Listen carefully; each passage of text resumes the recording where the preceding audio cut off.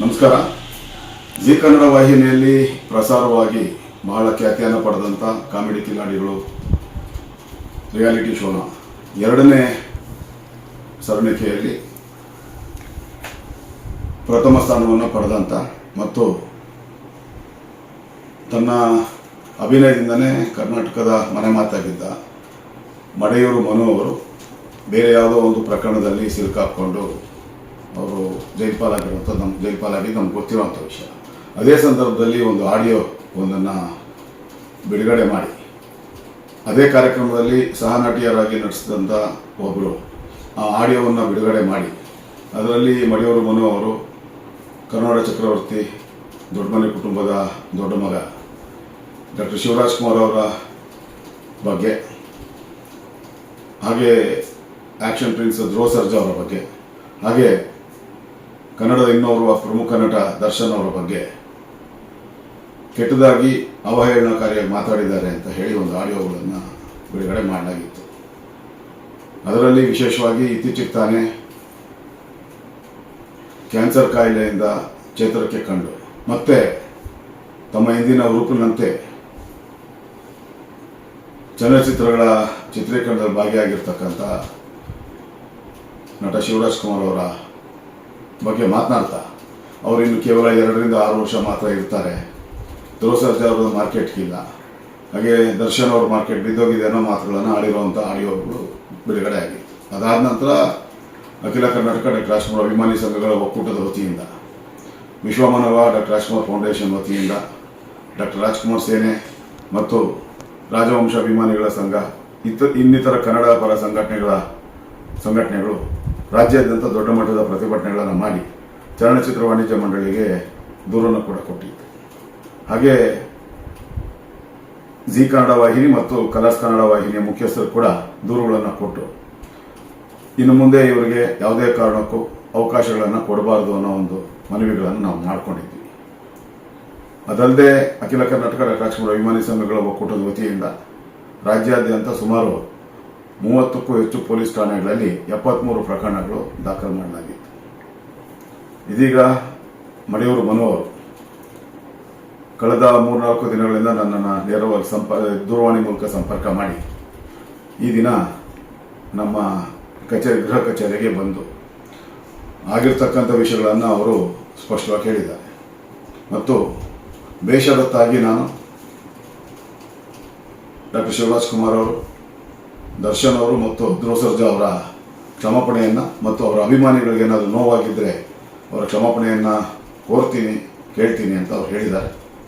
ಹಾಗಾಗಿ ಕ್ಷಮೆ ಅನ್ನೋದು ಕನ್ನಡಿಗರ ರಕ್ತದಲ್ಲೇ ಬಂದಿರೋದ್ರಿಂದ ಅವರು ಮನಸ್ಫೂರ್ತಿಯಾಗಿ ಅವರು ಕ್ಷಮೆಯನ್ನು ಕೋರಿದರೆ ಕನ್ನಡಿಗರು ಅವರನ್ನು ಕ್ಷಮಿಸ್ತಾರೆ ಅನ್ನೋ ಒಂದು ದೃಢವಾದಂಥ ವಿಶ್ವಾಸ ನಮಗಿದೆ. ಅದು ಬಿಟ್ಟು ಅವರ ವಿರುದ್ಧ ಇರ್ತಕ್ಕಂಥ ಆರೋಪಗಳಿಗೆ ಅವರು ಕಾನೂನು ಹೋರಾಟಗಳ ಮೂಲಕ ಅದನ್ನು ಬಗೆಹರಿಸ್ಕೋಬೇಕು. ಆದರೆ ಅಂತಿಮವಾಗಿ ದೊಡ್ಡಮನೆ ಕುಟುಂಬದ ದೊಡ್ಡ ಮಗನ ಬಗ್ಗೆ, ಧ್ರುವ ಸರ್ಜಾ ಅವರ ಬಗ್ಗೆ ಮತ್ತು ದರ್ಶನ್ ಅವರ ಬಗ್ಗೆ ಆಡಿರ್ತಕ್ಕಂಥ ಮಾತುಗಳ ಬಗ್ಗೆ ಅವರೇ ಒಂದು ಸ್ಪಷ್ಟೀಕರಣವನ್ನು ನಾಡಿನ ಜನತೆ ಕೊಡ್ತಾ ಇದ್ದಾರೆ. ಅವರ ಮಾತುಗಳನ್ನು ಆಲಿಸಿದ ನಂತರ ಮತ್ತೊಮ್ಮೆ ನಾವು ಎಲ್ಲ ಅಖಿಲ ಕರ್ನಾಟಕ ಡಾಕ್ಟರ್ ರಾಜ್ಕುಮಾರ್ ಅಭಿಮಾನಿ ಸಂಘಗಳ ಒಕ್ಕೂಟ ಮತ್ತು ಕನ್ನಡ ಪರ ಸಂಘಟನೆಗಳು, ಡಾಕ್ಟರ್ ರಾಜ್ಕುಮಾರ್ ಅಭಿಮಾನಿ ಸಂಘಗಳು, ಬೇರೆ ಬೇರೆ ನಮ್ಮ ಚಲನಚಿತ್ರ ನಟರ ಅಭಿಮಾನಿ ಸಂಘಗಳ ಮುಖಂಡರ ಜೊತೆ ಸಭೆ ಸೇರಿ ಮುಂದಿನ ನಿರ್ಧಾರವನ್ನು ನಾವು ಆದಷ್ಟು ಬೇಗ ಪ್ರಕಟ ಮಾಡ್ತೀವಿ. ಆದರೆ ಅವರು ಕ್ಷಮೆ ಕೇಳ್ತಾ ಇರುವಂಥದ್ದು ನಿಜಕ್ಕೂ ಒಳ್ಳೆಯ ಬೆಳವಣಿಗೆ. ಆದರೆ ನನ್ನಿಂದ ಅದಾಗಿಲ್ಲ, ಅಚಾತುರದಿಂದ ಬೇರೆಯವರು ಆ ಪರಿಸ್ಥಿತಿಯ ಲಾಭವನ್ನು ಪಡ್ಕೊಂಡು ಮಾಡಿರ್ತಕ್ಕಂಥ ಒಂದು ದೊಡ್ಡ ಸಂಚು ಅನ್ನೋದನ್ನು ಅವರು ಮತ್ತೊಮ್ಮೆ ಒತ್ತಿ ಹೇಳ್ತಾ ಇದ್ದಾರೆ. ಅದರ ಬಗ್ಗೆ ಅವರೇ ಮಾತನಾಡಲಿದ್ದಾರೆ. ಮಡೆಯೂರು ಮನು ಅವರು ಈಗ ಮಾತನಾಡ್ತಾರೆ. ಎಲ್ರಿಗೂ ನಮಸ್ಕಾರ. ಈಗ ರಮೇಶ್ ಅಣ್ಣವ್ರು ಹೇಳ್ದಂಗೆ ನಾನು ಕಾನೂನಿನ ಹೋರಾಟದಲ್ಲಿರೋದ್ರಿಂದ ನಾನು ಜಾಸ್ತಿ ಮಾತಾಡೋಂಗಿಲ್ಲ. ಹಾಗಾಗಿ ಬರೀ ಆಡಿಯೋ ಬಗ್ಗೆ ಹೇಳಬೇಕು ಅಂತಂದರೆ ಇದು ಉದ್ದೇಶಪೂರ್ವಕವಾಗಿ ನಾನು ಯಾವತ್ತೂ ಮನಸ್ಸಿಂದ ಮಾತಾಡಲ್ಲ. ಯಾಕೆಂದರೆ 16-17 ವರ್ಷಗಳ ಕಾಲ ಜೂನಿಯರ್ ಆರ್ಟಿಸ್ಟಾಗಿ ಮಾಡಿ ಬೇಕರಿ ಕೆಲಸಗಳು ಮಾಡಿ, ರೈತರ ಕೆಲಸಗಳು ಮಾಡಿ, ಆಮೇಲೆ ಪ್ರತಿಯೊಂದು ಹಳ್ಳಿಯಲ್ಲಿ ಒಂದಿಷ್ಟು ಎಲ್ಲ ಕೆಲಸಗಳನ್ನು ಮಾಡಿ ಒಂದು ರಿಯಾಲಿಟಿ ಶೋ ಬಂದು ಒಂದು ಹೀರೋ ಆಗಬೇಕು ಅಂದರೆ ಇಷ್ಟೆಲ್ಲ ಜರ್ನಿ ಮಾಡಿಕೊಂಡು ನಮ್ಮ ಹಳ್ಳನ ನಾವು ಯಾವತ್ತೂ ತೋರ್ಕೊಳ್ಳೋಕ್ಕೆ ಇಷ್ಟಪಡಲ್ಲ. ಇದು 2 ತಿಂಗಳು ಮುಂಚೆ ಮಾಡಿರುವಂಥ ರೆಕಾರ್ಡ್ನ ಈಗ ಯಾಕೆ ಬರಬೇಕು, ಈಗ ಯಾಕೆ ಬಿಡಬೇಕು ಅನ್ನೋ ಕ್ವಶನ್ನು ಸುಮಾರು ಜನ ನನಗೆ ಕೇಳಿದರು. ಯಾಕೆ ಬಿಡಬೇಕಿತ್ತು, ಈಗ ಯಾಕೆ ಮುಂಚೆ ಮಾಡಿದ್ರು ಅಂತ.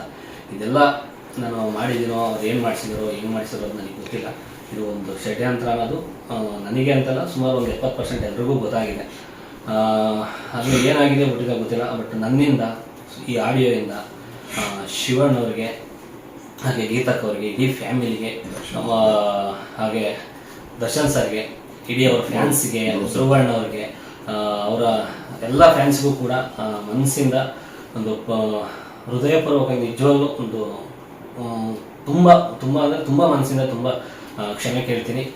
ನಿಮ್ಮ ಅತಿ ಶೀಘ್ರದಲ್ಲಿ ನಾನು ಮೀಟ್ ಮಾಡಿಸ್ತೀನಿ ಅಂತ ಹೇಳಿದ್ದಾರೆ. ನಿಜವಾಗ್ಲೂ ನಾನು ಇಲ್ಲಿಂದ ಮತ್ತೆ ಅಭಿಮಾನಿಗಳ ಹತ್ರ ಯಾಕೆ ಕ್ಷಮೆ ಕೇಳ್ತೀನಿ ಅಂದರೆ, ಒಂದು ಸಿನಿಮಾ ಒಂದು 2 ರಿಂದ 3 ವಾರ ಹೋದರೂ ಕೂಡ ಯಾರು ಅಷ್ಟು ಆ ಮಟ್ಟಕ್ಕೆಲ್ಲ ಸಿನಿಮಾ ನಿಲ್ಲಿಸಿ ಇದು ಮಾಡಲಿ ಅಂತ ಹೇಳಿದೆ. ಯಾಕೆಂದರೆ ಒಂದು ಒಳ್ಳೆ ಕನ್ನಡ ಸಿನಿಮಾ ಸಾಯಿಸ್ಬಾರ್ದು ಅಂತ ಒಂದು ನಿಮ್ಮ ತಾಳ್ಮೆಗೆ ಆ ಒಂದು ಯಾವುದಕ್ಕೂ ರಿಯಾಕ್ಟ್ ಮಾಡಿದೆ, ಒಂದು ಏನು ಮಾಡಬೇಕು ಕಾನೂನಲ್ಲಿ ಒಂದು ಲೀಗಲಾಗಿ ಮಾಡಿದ್ದಾರೆ. ಅದಕ್ಕೆ ನಿಜವಾಗ್ಲೂ ನನ್ನ ಮನಸ್ಸಿಂದ ಒಂದು ಕ್ಷಮೆ ಕೇಳ್ತೀನಿ. ಯಾರಿಗೂ ನಾನು ಯಾವತ್ತೂ ಯಾರಿಗೂ ಸಾವು ಬಯಸಲ್ಲ, ಸಾವು ಬಯಸೋ ಅಧಿಕಾರ ನನಗಿಲ್ಲ. ಯಾಕೆಂದರೆ ಅವರು 3 ಜನದ ಆಶೀರ್ವಾದ ತಗೊಂಡು ಬೆಳಿಬೇಕು ಅನ್ನೋದೇ ನಾನು ಯಾವಾಗಲೂ ನನ್ನ ಹತ್ರ ಬಂದಾಗ ಹೇಳಿದೆ. ಆ ಖುಷಿ ವಿಚಾರ ಸುಮಾರು ಹೇಳಿದ್ದೆ ನಾನು. ಶಿವಣ್ಣವರೇ ನನಗೆ ಸಿನಿಮಾಗೆ ಟೈಟ್ಲ್ ಕೊಟ್ಟಿದ್ದು, ಅಣ್ಣವ್ರ ಆಶೀರ್ವಾದ, ಅಣ್ಣವ್ರ ಫ್ಯಾಮಿಲಿ ಮನೆ ಆಶೀರ್ವಾದ ನಮ್ಮ ಸಿನಿಮಾಗೆ ಸಿಕ್ಕಿದೆ ಅಂತ ಸುಮಾರು ಇಂಟರ್ವ್ಯೂಲಿ ಹೇಳಿದ್ದೀನಿ. ಬೇಕಾದ್ರೆ ನೋಡ್ಬೋದು. ಅಂಥವ್ರ ಬಗ್ಗೆ ನಾನು ಯಾವತ್ತೂ ಅದನ್ನು ಬಯಸಲ್ಲ. ಭಗವಂತ ನಮ್ಮ ವಯಸ್ಸು ಕೂಡ ಅವ್ರಿಗೆ ಕೊಡಲಿ ಶಿವಣ್ಣವ್ರು. ಯಾಕೆಂದರೆ ನಮಗೆ ಈಗ ಆಗಿರೋದ್ರಿಂದ ಈಗ ನಾನು ಏನೇ ಮಗಳಿದ್ರು ಏನಪ್ಪ ಈ ಥರ ಹೇಳ್ತಾನೆ ಅಂತ ಅನಿಸ್ಬೋದು. ಬಟ್ ಮನಸ್ಸಿಂದ ಹೇಳ್ತೀನಿ, ಶಿವಣ್ಣವರಿಗೆ ಆರೋಗ್ಯ ವಯಸ್ಸು ಯಾವತ್ತೂ ಇರುತ್ತೆ. ಅವ್ರು ಯಾವತ್ತಿದ್ರು ಇಂಡಸ್ಟ್ರಿ ಒಂದು ಆನದ ಮರ. ಇನ್ನು ದರ್ಶನ್ ಸರ್ಗೆ ಯಾವತ್ತೂ ಕ್ರೇಜ್ ಅಂತ ಯಾವತ್ತೂ ಕಡಿಮೆ ಆಗಲ್ಲ, ಅದು ಇನ್ನೂ ಜಾಸ್ತಿ ಆಗ್ತದೇ ಇರುತ್ತೆ. ಇನ್ನು ಧ್ರುವಣ್ಣವ್ರದ್ದು ನಮಗೆ ಪೋಸ್ಟರ್ ಲಾಂಚ್ ಮಾಡಿಕೊಟ್ಟಿದ್ದಾರೆ, ತುಂಬ ಸಪೋರ್ಟ್ ಮಾಡಿದ್ದಾರೆ, ಅವ್ರ ಫ್ಯಾನ್ಸ್ ಪೇಜಲ್ಲೆಲ್ಲ ಹಾಕ್ಕೊಟ್ಟಿದ್ದಾರೆ. ಅವರ ಋಣ ಯಾವತ್ತೂ ನನ್ನ ಮೇಲೆ ಇರುತ್ತೆ.